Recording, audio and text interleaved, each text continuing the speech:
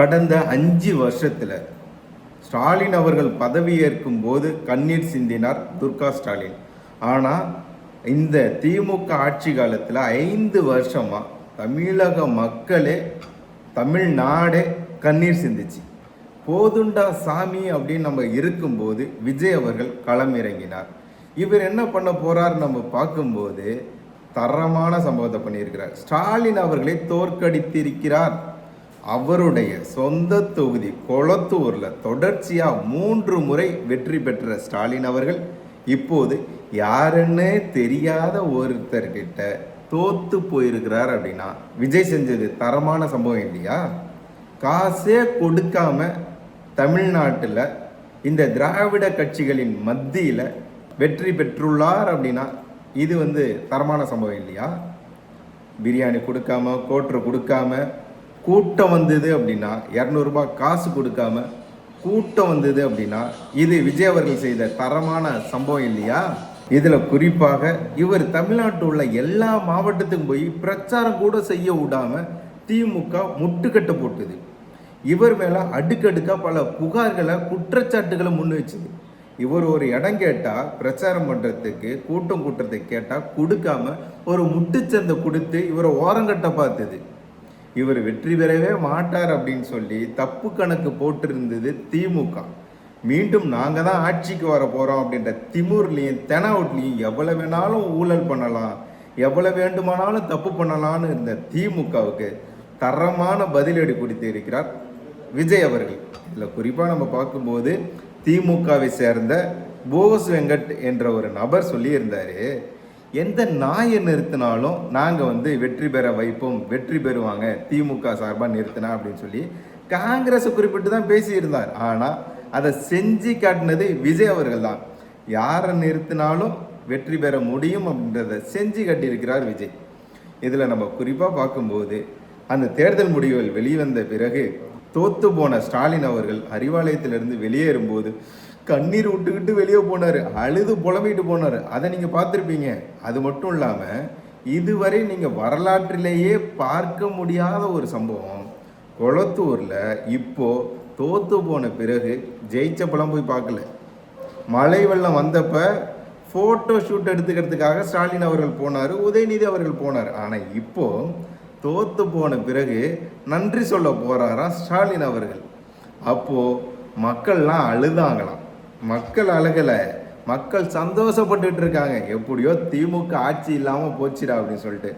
இதில் எதிர்கட்சி தலைவராக கூட ஸ்டாலின் அவர்கள் வர முடியாத ஒரு சூழ்நிலை. தோத்து போனார். உதயநிதி அவர்கள் தான் வரப்போறோன்ற ஜாலியில் அவர் குஜாலாவாக இருக்கார். குமுதா ஹாப்பியானாச்சுன்ற மாதிரி அவர் இருக்கார்.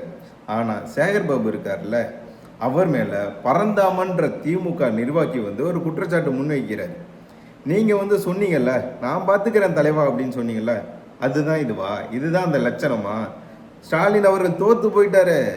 இதற்கு உடனடியாக சேகர் பாபு அவர் மேலே நடவடிக்கை எடுக்கணும் அப்படின்னு சொல்லி திமுக நிர்வாகி பரந்தாமன் பேசிட்டு இருக்காரு. இதை சமாளிக்கிற மாதிரி ஸ்டாலின் அவர்கள் நன்றி தெரிவிப்பதற்காக கொளத்தூர் போகும்போது சேகர் பாபு அவர்கள் அறநிலைத்துறை அமைச்சராக இருக்கும்போது தங்கத்தை உருக்கலாம், அதை எப்படிலாம் நம்ம ஏமாற்றலாம், அப்புறம் கோயில் நிலங்களை அதாவது ஆக்கிரமிப்பு பண்ண கோயில் நிலங்களை இவ்வளோ சொத்துக்களை நாங்கள் மீட்டிருக்கோம், இவ்வளோ கோயில்களில் குடமுழுக்கு பண்ணியிருக்கோம் அப்படின்னு சொல்லி ஒரு பொய் கணக்கெல்லாம் சொல்லி மக்கள் மத்தியில் தனக்கான விளம்பரத்தை தேடிட்டு இருந்தார்ல சேகர் பாபு அவர்கள். அவருக்கு அது மட்டுமா, சொத்தை தான் திங்கிறியா அப்படின்னு சொல்லி கோயிலில் வச்சு கேட்டார். சனாதன ஒழிப்பு மாநாட்டில் கலந்துக்கிட்டார். யார்? சேகர் பாபு அவர்கள். அவர் இப்போ அழுதுகிட்டு இருக்காரு. அவர் அலுவலத்தை பாருங்களேன், எனக்கே தாங்கலை. இந்த மாதிரி அலுவலத்தை தெரிஞ்சதுன்னா என் ஓட்டி கொளத்தூருக்கு மாற்றிக்கிட்டு போய் இவருக்கு எதிராக ஓட்டு போட்டிருப்பேன்.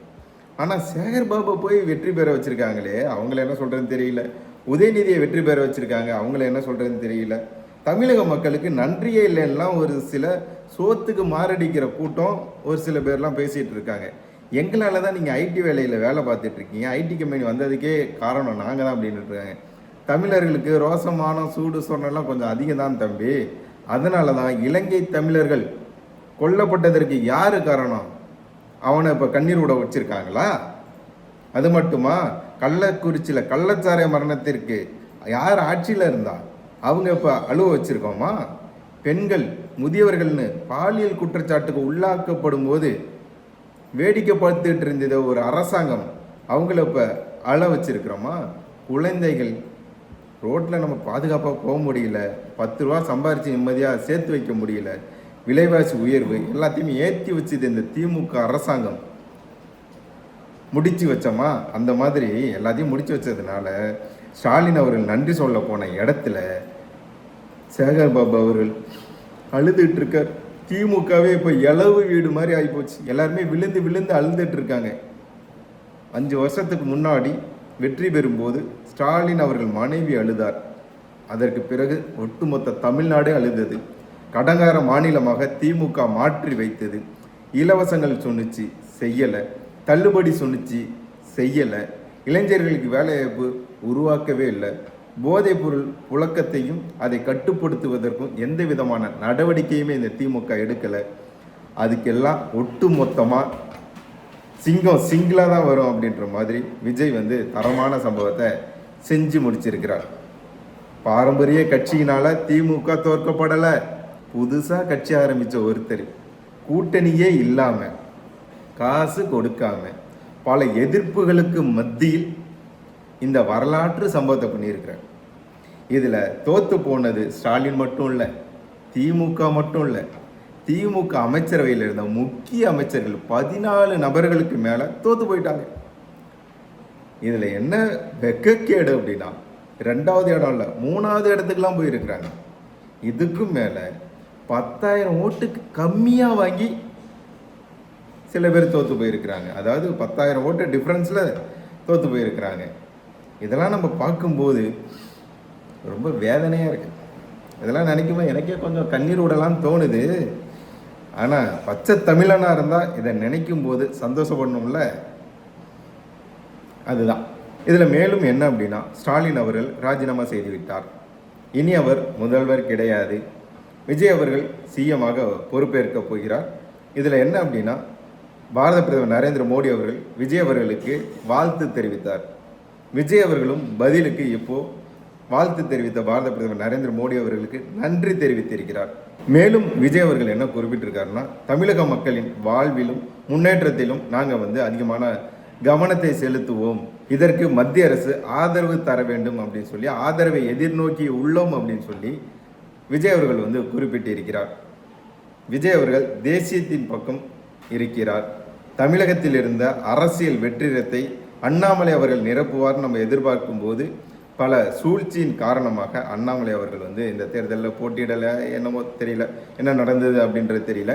ஆனால் விஜய் அவர்கள் அந்த இடத்திற்கு வந்திருக்கிறார். எது எப்படியோ மோடி அவர்கள் நினைத்ததை விஜய் அவர்கள் முடித்து காட்டியிருக்கிறார்.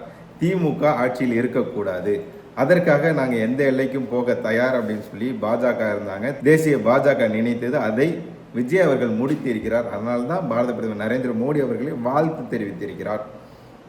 தமிழக மக்களுக்கு திராவிட ஆட்சியிலிருந்து விடுதலை வாங்கி தந்ததற்காக முன்னாடி வீடியோலாம் நான் தொடர்ச்சியாக சொல்லிட்டு இருந்தேன். நமக்கு விடுதலை வேண்டும், தமிழக மக்களுக்கு விடுதலை வேண்டும் அப்படின்னா திமுக ஆட்சிக்கு வரக்கூடாது அப்படின்னு சொல்லி கேட்டுக்கிட்டு இருந்தேன். அதை செஞ்சிருக்கீங்க தமிழக மக்களே, நன்றி.